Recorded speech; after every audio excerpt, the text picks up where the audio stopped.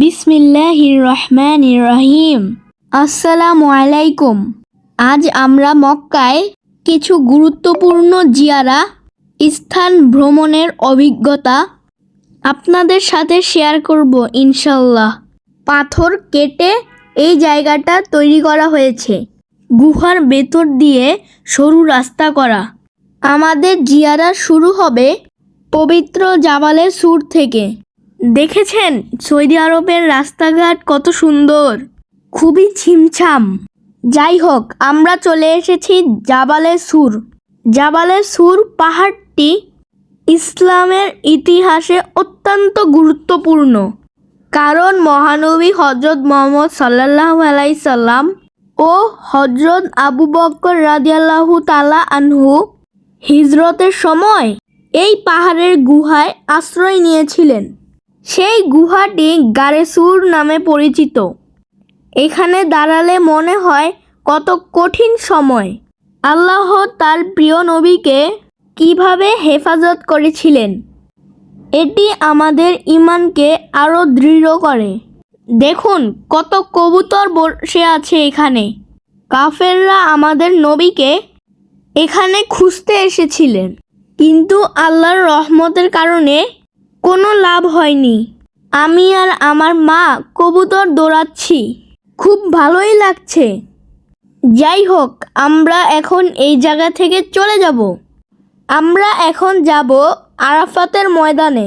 Saudi আরবে একটু গরম বেশি, কিন্তু রাস্তাঘাট এত পরিপাটি যা বলে বোঝানো যাবে না, এবং গাড়ি ঘোড়াও কম, মানুষজনও কম।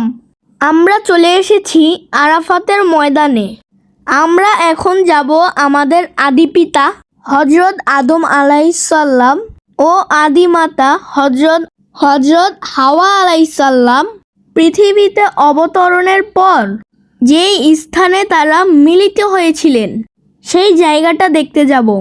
আদম আলাইসাল্লাম এবং হাওয়া আলাইসাল্লাম দুজনই শয়তানের প্ররোচনায় গন্ধম ফল খেয়ে বেহেশত থেকে বিতাড়িত হন। তারা অনেক বছর পর এই জায়গায় মিলিত হন। তাহলে আসুন দেখে নিই জায়গাটি।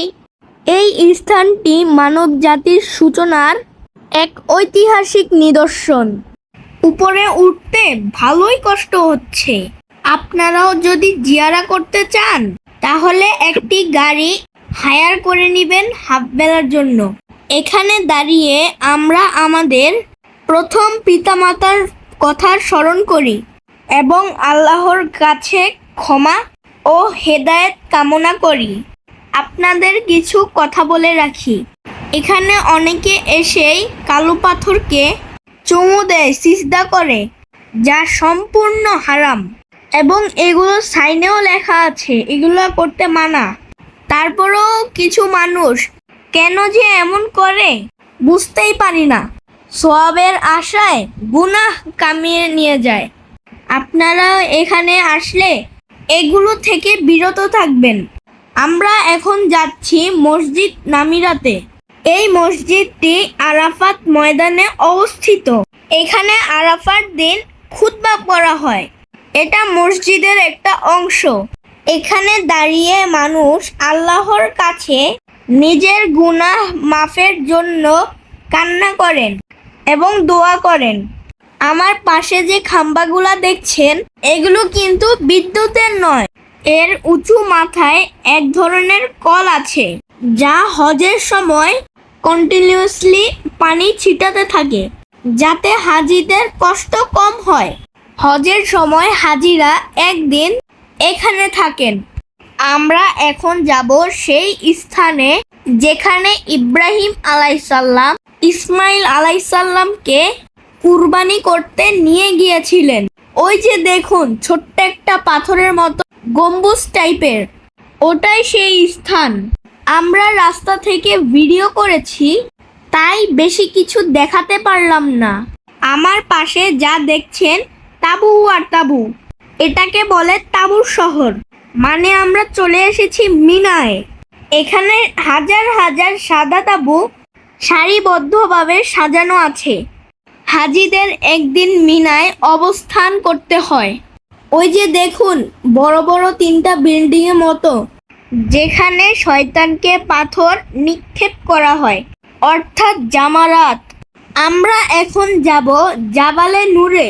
এই পাহাড়ের গুহায় হযরত মুহাম্মদ সাল্লাল্লাহু আলাইহি সাল্লাম প্রথম ওহী লাভ করেছিলেন। আমার সামনে যে পাহাড়টি দেখা যাচ্ছে, এটাই সেই পাহাড়। ইসলামের সূচনা হয় এখান থেকে।